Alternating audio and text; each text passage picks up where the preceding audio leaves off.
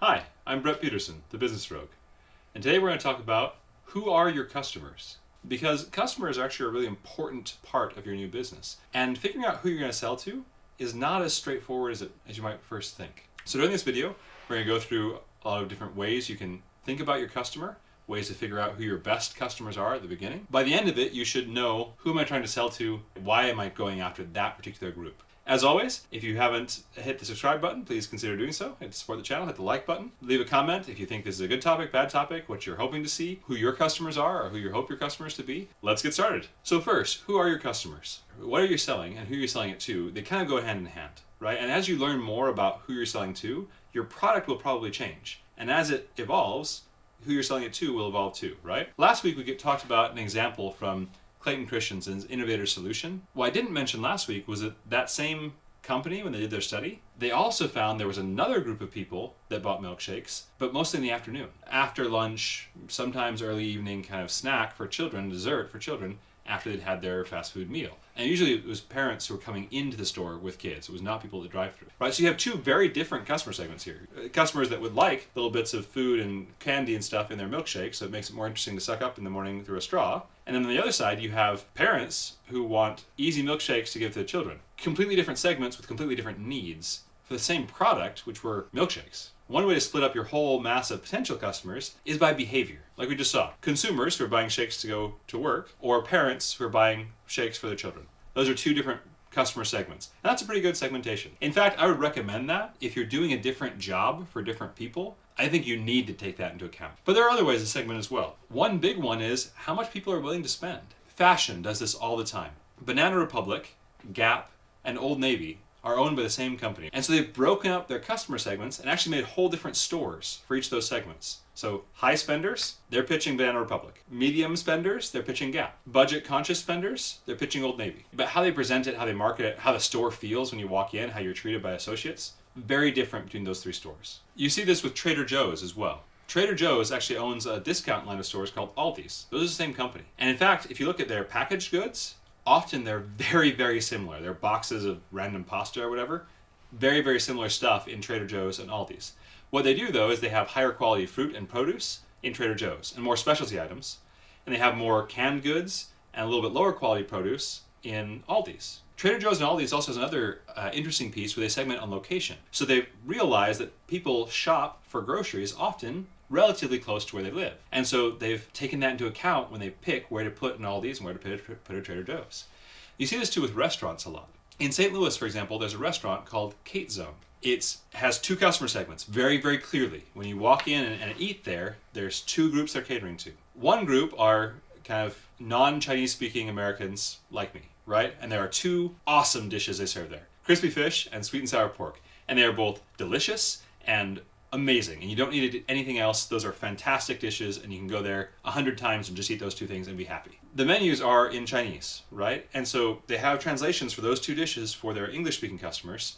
They have some light translations, kind of, for the rest of their options on the menu. But all of the other options are very, very authentic Chinese foods. And you don't have to order on menu. If you are Chinese and you know what you want from home, you can order it and they will make it. Two completely different segments, essentially eating from different menus. Awesome restaurant. They do a bang-up business.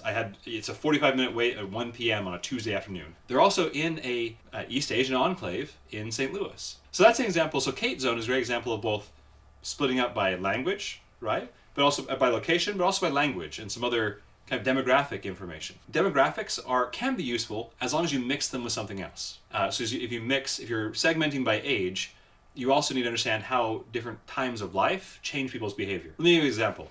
In Cambridge, England, there was a food truck called the Truck of Life. And it is a food truck that serves greasy, delicious food to college students who have had too much to drink from midnight to 4 in the morning. But they roll out, they go on the square, and they set up shop at 11 p.m.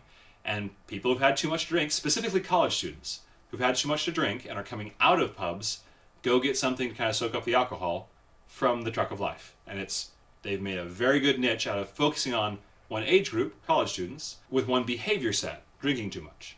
And location at Cambridge, England, near Cambridge University, right, where there's lots of college students. So that's kind of a good example of segmentation. They said, we want college students who drink a lot at Cambridge. There's our segment. We're not dealing with college students who drink a lot at Oxford. We're not dealing with college students who don't drink. And so it's interesting to see they have more greasy food. And the reason is that tastes better when you've had too much to drink, right? And so you have fried foods with crispy breadings. You have food that soaks up alcohol. As they narrowed in on the segment, their product shifted too. And as they shifted the product, it was more appealing to one segment and less appealing to others, right? Vegetarian students at Cambridge who don't drink at all don't eat at Truck of Life because I don't think there's anything vegetarian on the menu, and it's super greasy. But again, demographic information is only useful if it is also a clue to changes in behavior, changes in something else. When you start thinking about these things, you can see how your product differentiates pretty quickly. Let me give another example. Canned beans, right? This may seem a very simple example, but there are vastly different markets in canned beans. If you're Goya, for example, which is a very famous Latin American or Latino food producing company, right? They have a very specific niche. They're selling into a Spanish-speaking market. That's very different than Great Value Walmart brand canned beans. The flavors are different. The ingredients are quite different, actually. One is marketed to gringos like me who like Mexican food and like Latin American food. One is marketed to actual Latin Americans who know what they're talking about, know what they're doing with it. If even canned beans have different customer segments, you do too. So as you're thinking about your product or service, as you're thinking about who you're trying to sell to, don't just say, I'm selling jewelry to anybody who wants jewelry. I mean, yeah, if somebody is willing to give you money, sure, sell them stuff. Claire's markets to young girls and teenagers versus K Jewelers who are marketing to adults. Or the Shane Company that's marketing to people who are buying their first jewelry. Whether you're selling jewelry, whether you're selling food, whether you're selling clothing, whether you're selling machine shop services, technology, whatever, you need to know who your customers are. This is actually some of Steve Jobs' genius. He realized there were a class of people who want things that look good and work really, really well, and who are willing to pay through the nose to get it. Sorry, Apple, but it's true. That's why Apple products are priced very high. They work really well, very intuitive. They work without a lot of extra hassle, and they look great. Those design considerations for their products were targeted at a very specific type of customer who is aesthetically oriented, a little bit wealthy, and wants to pay for some convenience. Therefore, what? My challenge to you this week is think about your customers a little more deeply. Try to come up with 3 different customer segments for your specific product. If you're selling glass beads, are you selling to craft stores? Are you selling to people directly? Are you selling to kindergarten teachers who are using those beads in arts and crafts? Think about how you could sell best to each of them. And then the power in that is that then you can choose who you want to go after, who you want to serve first and most. Who's going to help you do what you want to do with your company. Hope that's been useful to you. Once again, if you enjoyed these type of videos, please hit subscribe. Let us know if you want to see more of these, or if you have other questions. We're going to keep spinning out more of these videos about what to do as you decide to start a business. How do you get going? How do you get up and running? So hopefully it's been helpful with customers. We'll talk more about these kind of things in the future. Once again, I'm Brett Peterson. Thanks for watching with us. Good luck starting your business. We'll see you next time. The menus are all in Mandarin, essentially except for those, I think they're in Mandarin. They might be in Cantonese. Don't speak Chinese.